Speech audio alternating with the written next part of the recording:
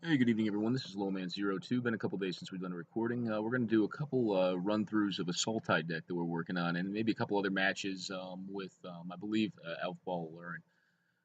So we'll start off with SBM77, who is on like a kind of an odd build of red deck wins. It's like a hybrid between red deck wins and like it has some big red cards.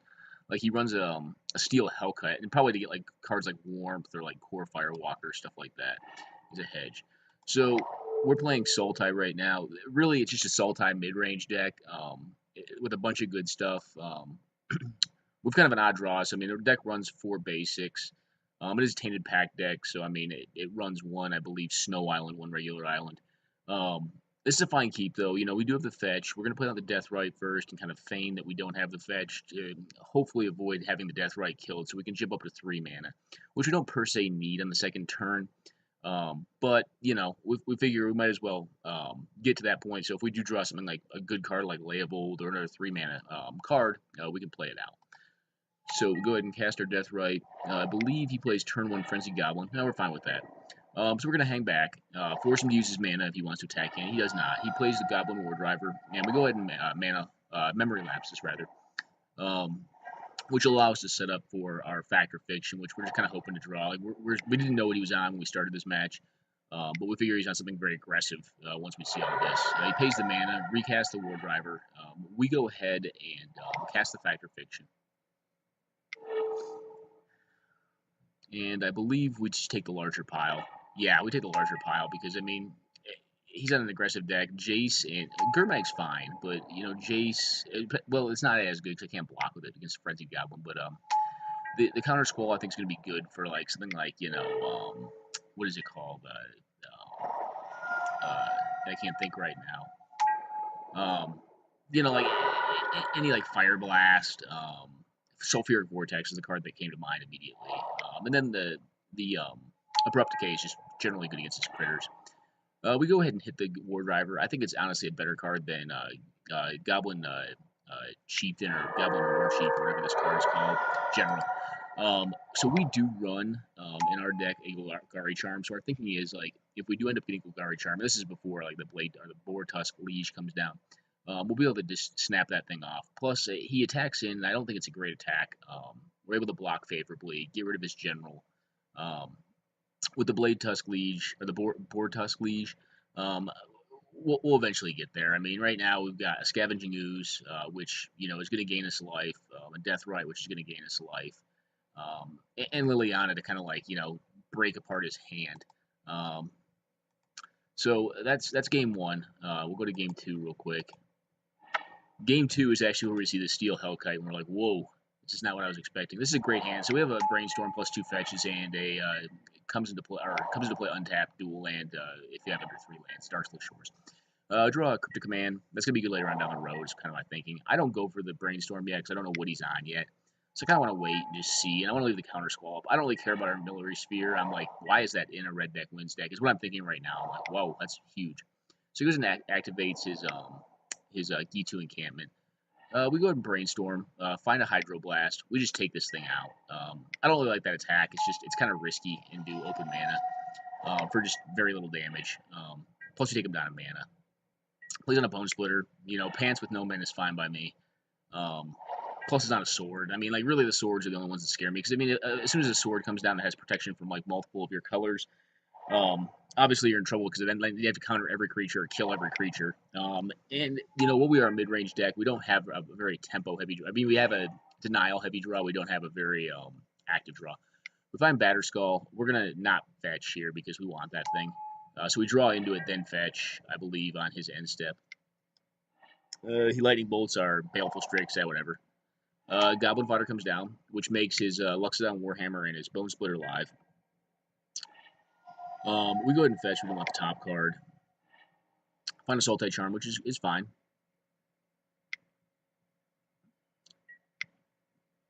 And I believe here we Eternal Witness, getting back the Hydroblast, and then we just pass it back. We want to force him to use his mana up, so he can't re-equip is kind of like what our thinking is.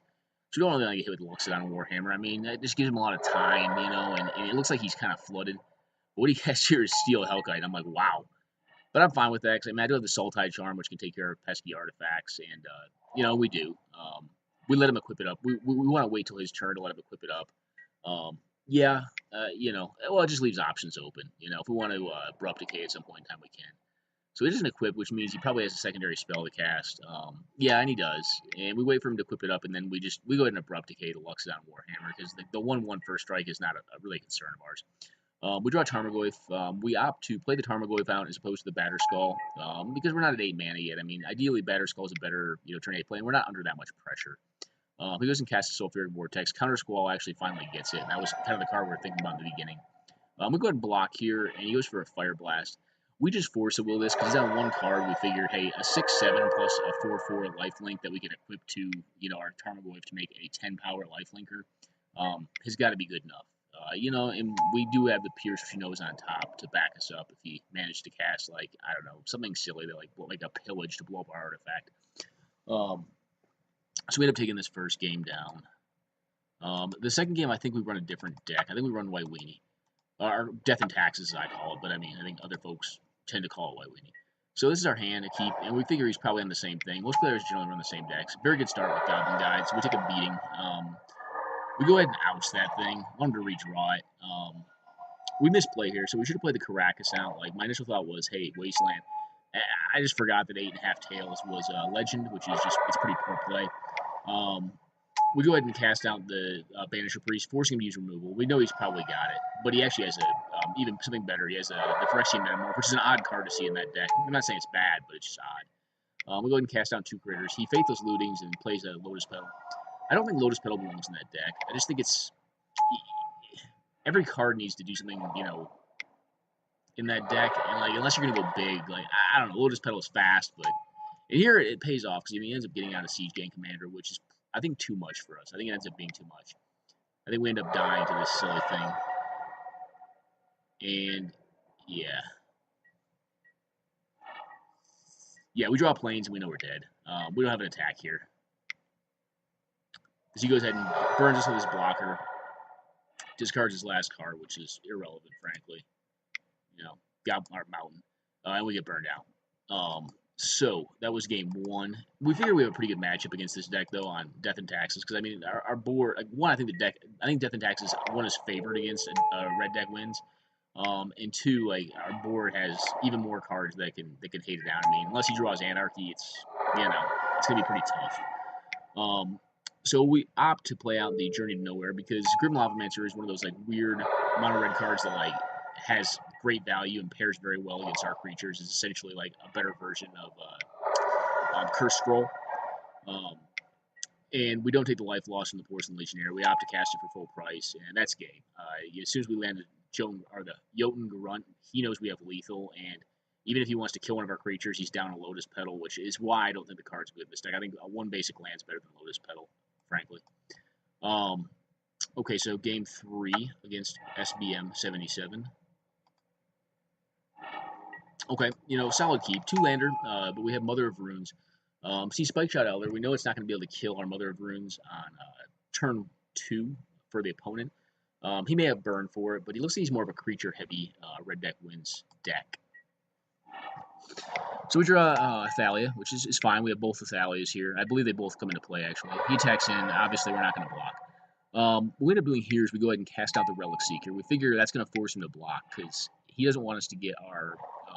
you know, he doesn't know we have, but we have a Sword of Fire and Ice. It could be, I guess, sort of War and Peace as well.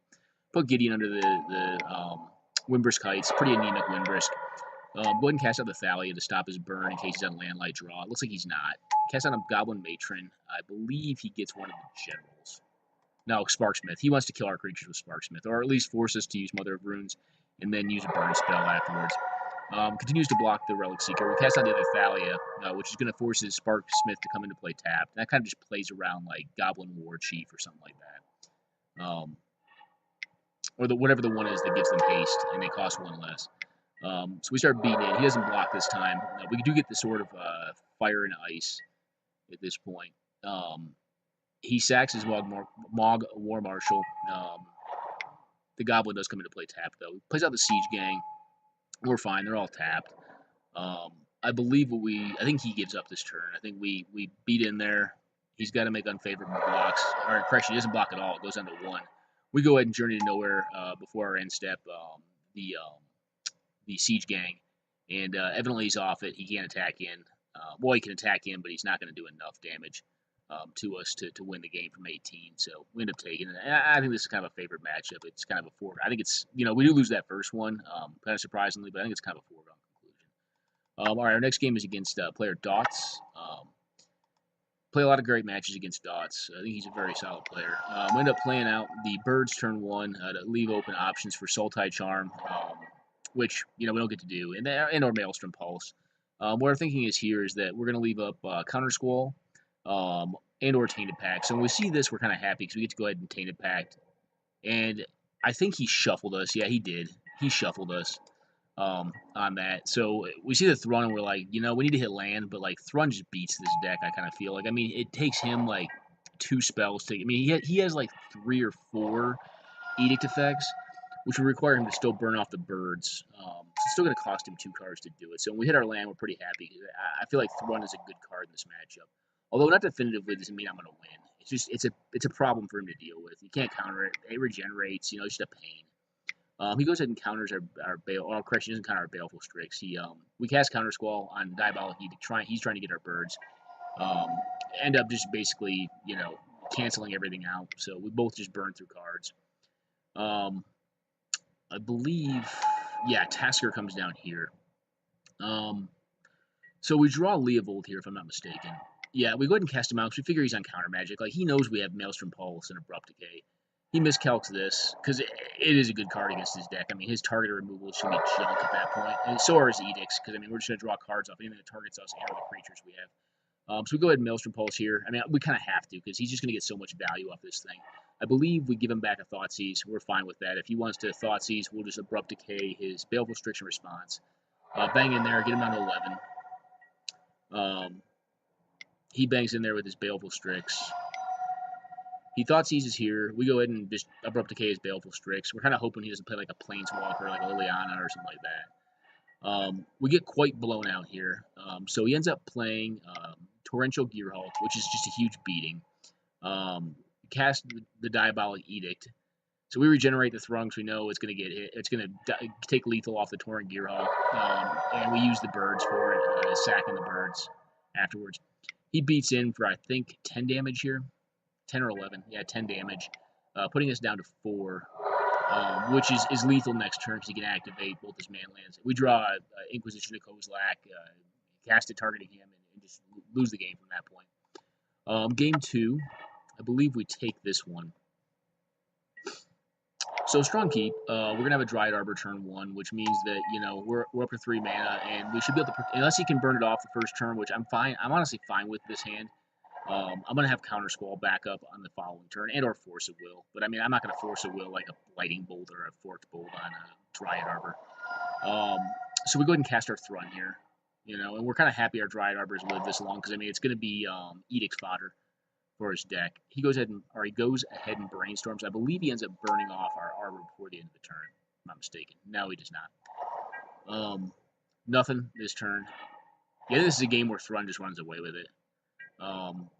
We just bang in there. I mean, we have counter magic for days. This turn we're going to have Counter Squall back up to stop any Edict effect. And next turn we'll have Force of Will live. So we see a True Name. We just go ahead and Force of Will this because he's not on lands to counter it. He could have he would have days. He could have Force of Will exactly to stop that. We go ahead and untap, attack in with our Thrun with regeneration mana up. The Grim Flayer's extra insurance against like multiple Edict effects, which he could possibly get off the Ancestral Visions.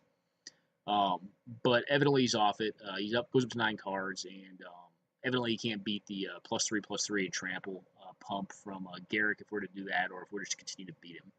I probably wouldn't have gone for the +3/+3. I mean, yeah, I could win me the game that turn, but I mean, he has 9 cards. He's going to keep the best, he's going to ditch 2 down to 7. And he's probably going to have enough removal to get rid of my Dryad Arbor and Grim Flayer. Obviously not the Thrun, though. So that was the second game. We took that one down. Third game, I believe we take a loss in. So this is another Dryad Arbor hand. And, so my rationale for keeping this 6er because I want to go down to 5, and I figure if I can hit this right here with the fetch land, which ideally I would have hit turn 1, or yeah, turn 1 on the draw, I would have been able to cast the Sylvan Library. I don't cast it here because he's got obvious counter magic. I'm kind of waiting for him to do something, so I can set up a turn where I get the Sylvan Library into play. The Sylvan Library is what I'm banking on in this deck, or in this hand. This, unfortunately, it's a 37 land deck. We don't hit well this game. I think we were better odds to hit than that. We see the Reb, and we're kind of happy with that because, I mean, well, we're not going to be resolving our own Jace. We can get a Sylvan Library in play, which is, you know, it's sort of like a bad version of Jace comparatively, but it's also 2 mana.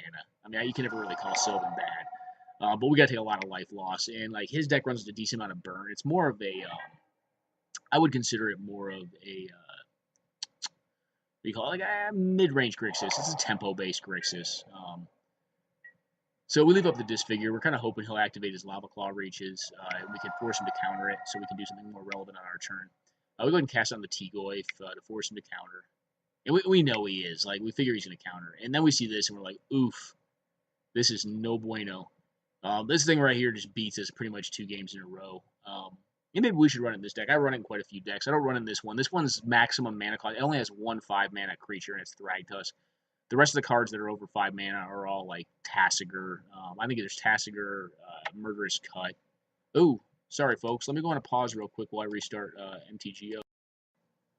All right, so we're about back to where we were before. We cast the Tarmogoyf out. It gets Torrential Gearhulk dismissed, drawing him an additional card. And we pretty much know we're dead from this point. We'll play it out from here, but yeah, we're done. So I mean, we are up on cards, but he's got an active Jason, a 5/6 plus a Lava Claw Reaches. Technically, I believe he'd kill me this turn. He plays smart though and doesn't try to kill me with his Lava Claw Reaches. I disfigure in a heartbeat. I don't disfigure there because I mean I know I need that if I am to stay alive. And there's no play here. We can't leave the Dwarven Miner in play because I mean if he starts mining our lands, like we know we're locked on the Sylvan. I mean we're gonna see 1 new card off of it. You know, we figure he's got a counter on 5 cards in hand for our Diabolic Edict. We just really we got landlocked this game. We just needed more mana, and I think our hand could have taken off decently well. But as it played out, you know, we just didn't hit our lands. And Sylvan Library really wasn't a ton of help either with lands. I think it found us only 1 off the top, even though we drew twice off of it. So we end up losing this one quite handily to player dots. The next game, same matchup, so we replay it. I believe game 1 he takes. So we counter Serum Visions. We're kind of hoping to screw him there. Plus Serum Visions, I mean, you know, Mental Misstep is only going to get so much in this format. You know, I didn't have the Jace at the time. I may have saved it to like keep Jace safe from like a Firebolt like that. But I didn't have it at the time, so I figured, hey, you know, it makes sense to get the Serum Visions to keep his draw a little less smooth. So he's running a 3-color deck, you know, which the cantrips definitely help in. We see a Factor Fiction. This is an easy negate, leaving counter Squall up. Baleful Strix. This thing beats down us for a long time. So we go ahead and cast out the Birds of Paradise. Fine card, you know, it's going to allow us to get up a little bit on mana, because I think he ends up being stuck here on 4. Yep. We get an Abrupt Decay. We're not going to blow that on a Strix. That's silly. Tribute to Hunger. Yeah, we lose our birds. Which kind of stinks, because, I mean, it makes Force of Will hard to cast, not live. Even though, like, I don't think I'm going to tap out for Force of Will. Stifle's fine. It's, you know, it's randomly so great in some matchups. And, like, what my thinking is like, when he goes to, like, tap out for one of these man lands, or if he does make the mistake to tap out for a man land around, like, a board of near parity, we can go ahead and use the Stifle to deactivate, if you will, one of the man lands. Counterflux is very unfortunate there because we do have Force of Will, and we kind of intended on protecting that. We just figured it'll get us deeper in the deck, and really it's just a card engine. So, like, he counters, or he kills it, I'm just going to draw a card off of it. We'll go ahead and force that because we want our Eternal Witness to resolve. This Ancestral Visions is not far off. I believe it's 1 turn away right now. No, 2. Tombstalker comes down. That's bad. That's oof. So we find a Mystical Confluence, which is, it's not great here. So correction to last, actually we do run Mystical Confluence in this deck. I just often board it out. This is more of like a tempo style mid-range deck. We get beat for 6. Can't block either of his critters. Down to 3. We draw the best worst in Cryptic Command. I fail to look at my mana. Then I look at it as this Ancestral Visions is coming off the stack, and I'm like, oh wait, I can't cast Cryptic Command. I guess I lose. So what the play had been is, and even then it doesn't really matter. We need one more. We need 2 more islands to stifle a manland activation, and counter the spell and tap his team, which is still not winning us the game. It's like a very defensive use of Cryptic Command, and really there's not a lot of draws to get us out of the situation. And that life total. I mean, Toxic Deluge, is in the deck, but I believe this is a Thrun game, if I'm not mistaken. So the Reclamation Sage is actually an important card to note. It actually becomes highly relevant near the end of the game. He force-wills our Tarmogoyf, which leads me to believe he doesn't have a lot of removal in hand, which means to me, like, most of my stuff's going to resolve, or most of my stuff, if it resolves, will stay alive. We get Flash Frozen there. We don't obviously cast the Sylvan Library into that. We're going to wait on Sylvan Library until we have enough to back it up with Counter Squall. So our hope is here we draw land, perfect, and then we force him to counter that. He does not. He probably, wisely decides not to waste his counter magic if he has it, because I played that on tap, which, I mean, makes sense. I believe here we keep 1, and then we just bounce this silly thing. We bounce this thing and draw a card. Getting to Kira. That way he's got to, ditch a whole bunch more cards, and he doesn't have the ability to cast it right now. So we end up playing out the True Name. So the Jace ends up being very rough here. This is a great game, though. I think we both play well in this game. So he has the Jace. We have the Sylvan Library, which Jace always beats Sylvan Library, but we do have the Eternal Witness and True Name. He ends up just having it all, and we just get battered. My guess is he found that off the Jace, because when he counters Tarmogoyf early, I know he's probably not sitting on an Arc Trail Chainer's Edict pile, because the Tarmogoyf was probably, I think it was small enough to die to the Arc Trail at that point in time. So we see another Edict effect. We go ahead and negate it, force him to counter. He dazes. We sack the Gurmag Angler to go back up on life, because his manland's going to become very risky pretty soon. He uses Jace to -1 it, and then uses Spread Elemental Blast. We draw into a Mana Leak, plus we have a Tainted Pact. I believe, yeah, this gets countered. We Mana Leak it. Correction, Counter Squall it. He tries to counter again with a Pyroblast, and then we go ahead and Mana Leak it. I believe we end up keeping, and he's on 0 cards now, so he's just topping off Jace. I believe we end up keeping a Green Sun Zenith. And what our thought is we're going to get Thrun with that thing, if I'm not mistaken. No, Kitchen Finks. I'm sorry, Kitchen Finks. Yeah, because we're low on life. We want Kitchen Finks because, like, he doesn't want to bounce that with Jace, and his Edicts are junk against it. Removal is junk against Finks. And we just draw, and we draw pretty well off the Sylvan and get a Gainsay, so we can actually counter whatever counter magic he's going to play against it. I forget what it is. Yeah, Mana Leak. So we end up getting this. And then we end up playing out... Oh, correction. No, we play out Courser, which is actually smart. I like that better. With an active Sylvan Library, Courser's great here. It's better than Finks by far. This gets countered. Oh, correction. He plays out the Tauren Gearhulk here. Here's where the Reclamation Sage comes into play. He's going to counter this, and I'm fine with that. Like, if he rebs this thing, that's too easy. We go ahead and cast our Rec Sage and get the Tauren Gearhulk, and then attack in, I believe, for lethal against the Jace. So we put him down to 1 card with a manland that can't be blocked. And he just bolts away the Centaur. We go ahead and attack him for 5, which puts him dead faster than he can kill us with his Creeping Tar Pit. My guess is he's hoping to draw a burn, like 3 damage burn. But we do have the Remand to draw into what we may need to draw into. We have junk on the top. We can't really draw here because that'll put us dead to the Creeping Tar Pit next turn. We're kind of hoping to find like a fetch land or something to like get that crap out of there. He ends up drawing blanking. He could block with his Creeping Tar Pit, but once he's tapping all that mana on his turn, it ensures whatever I cast is going to resolve on my turn. And I think he knows about the remix. He saw it off of the Sylvan when the Courser was still in play. Okay, so game three. So unfortunately, this game goes to time. It's again very close. Um, I think he may have been. I think he may have had the upper hand near the end, but he was very short on cards, um, and it wasn't definitive. Like it was not definitive. Um, we put out the Jace. I believe this dies. Yeah, I think it gets burned off. Oh wait, no, this one lives. So we go ahead and sack the fetch, even though it's not going to allow us the best mana efficiency, just so we can get the Jace turned into a Planeswalker, because I think that's a lot better. I mean, when it's a 0-2, it's just its chances of dying against his deck are very high. We go ahead and -1 or +1 the Jace on the Baleful Strix, and just start playing out. We put out Reclamation Sage. He dazes it, fine. Like that's too easy. I don't really need the Reclamation. I was playing it out more as a threat, just a 2-1 threat. Um, I believe we end up, yes, we leave our mana up, cast Factor Fiction on his upkeep. That way he can't play any relevant threats on his turn, and is forced to do this. This is probably the best worst, though, for us, because now he gets to fix his draw and get lands, because he missed his land drop last turn. He'll make the next couple, probably because of that scry.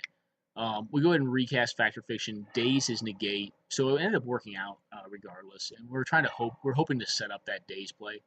We take the larger pile, because we already have an active Jace, and Cryptic Command is fine, but we want to get up on cards as fast as we can. He has the Mind Sculpture, which is not good. We can probably see why he kept his hand now. We go ahead and cast down Garrick. So I mean, we're kind of hoping at this point, like our 2 Planeswalkers versus his 1. Are going to win out. I think his is much better than our 2, but we still have 2 of them. It's a lot of value. I believe he eats. Is it Green Sun Zenith? No, Preordain. We go ahead and minus on that. Activate our Lumbering Falls. Attack in. He tries to use removal on it, kind of a Mototel. I'm pretty sure he has removal in hand at this point, or he's just trying to next level me. He goes ahead and gets rid of our Strix after blocking with his own. He casts out the Strix again after returning it with the Kolaghan's Command after blocks and destroying ours. We draw a Dispel, which is fine. It's going to protect this guy right here, is our thought process. Counterspell, too easy. We'll Dispel it. Because right now we're just trying to close the game out. We put a Beast on board. He can bounce it with his Jace if he wants to. I know he's not going to, though, because he needs cards really badly. He ponders here. I believe he ends up finding a Liliana this turn, which is not good for us. He finds a Pyroblast. Yeah, Pyroblast and Nature's Ruin. So he finds 2 just bombs against us. Pyroblast, Nature's Ruin just wrecks us. We go ahead and get rid of the Strix so we can start putting 3/3s. What we're hoping is that he'll use the Jace to get rid of our 3/3s. We don't really care about getting rid of lands. So we find a decent one there in Eternal Witness. Get back the Strix, cast the Strix out. I believe he no, he does not counter it. We had put the Obstinate Baloth on top with the Strix in hopes that like he really can't do much with the Liliana, or he's forced to sacrifice our creatures because he can't discard that thing. It's just a free spell if he does.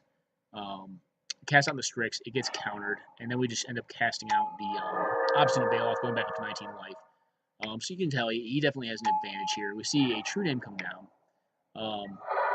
And I believe at this point he runs out of time. But I mean, we do have an active Volrath Stronghold, which is actually a pretty decent combo with Baleful Strix. Because it still allows you to have your draw step, but you get to put a 1/1 Death Touch into play every turn. Really what we're looking for at this point is like a card like Golgari Charm or something like that.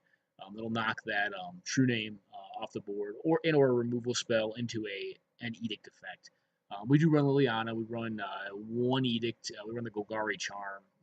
I believe at this point, Toxic Deluge and Damnation have both come out of our deck because we run about the same amount of creatures. Like I really have those cards in there for like the rush style strategies, like generally like Death and Taxes, White Weenie. Opponent runs out of time at this point. We're both very short on clock. But great game, Dots. I think we both played decently well, and it was a great match. I had fun playing these games. So the next game we play is against Sensei Rob. He is on Boros Blitz or Red White Blitz. We're playing our Sultai deck again. Just trying to get used to the deck, figure out what's keepable, what's not. So I think I'm going to run this one next weekend. It's a fun deck to play. It's fine for mid-range. Anything with counterspells is still mid-range is good. He Helixes are labeled, but we draw a card off it, which is fine. We end up kind of risking it and playing out the Black Force Field, as I'll generally call it, Bitter Blossom, which does not shine in this matchup. But I mean, it's my most resilient threat. I'm gonna cast it out. He's stuck on land, so we see a Goblin Rabblemaster. Want another turn off this thing. Put it back in hand. Intend on healing ourselves a bit with our Death Right. Correction, no, we cast the Abrupt Decay on the Stromkirk Noble. We cast on our Lily, get rid of the Goblin Guide. He recast the Rebel Master. We just block with our Death Right, gain 2 life. We disfigure his Rebel Master. That was a good pull. I'm not really sold on disfigure yet, but I think it's fine with that. I'm testing it. It's good early removal. I'm not sure if it should be like a Ghastly Demise or something, but I mean, like, it's just, I don't know. I'm not sure.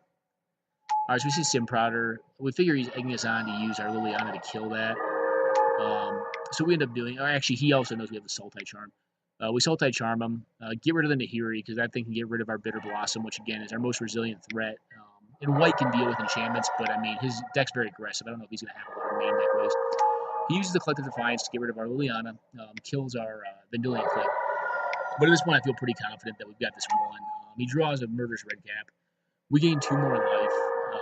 In this next turn, I believe we attack him with our Lumbering Falls. Get rid of his Sacred Foundry. Because 4 mana tends to hit pretty hard for Planeswalkers, and we know he's short on mana. Cast on the Gorehouse and burns us. You know, hey, whatever. We find a Green Sun, and we go for a Thragtusk here. He doesn't need us to resolve it, but that's what we're going for, is a Thragtusk, just to go up to 13 life. And next turn, we have assured lethal. We don't have lethal this turn. You know, we can get him very low. We can get him down to 1 life, but we can't win this turn. So it makes more sense to cast or get a Thragtusk with the Green Sun Zenith, put him to 4, and then just win in the air next turn. All right, game 2. Okay, great hand. This game is actually really short. I probably shouldn't even show it. So this hand is ridiculous. Like, if we can get another land, True Name Nemesis, I think, is pretty strong against this deck. There's not a lot of sacrifice capabilities in this deck. I guess there's cards like Council's Judgment that he may be running. But we have a Hydroblast for his turn 2 play, which is very strong.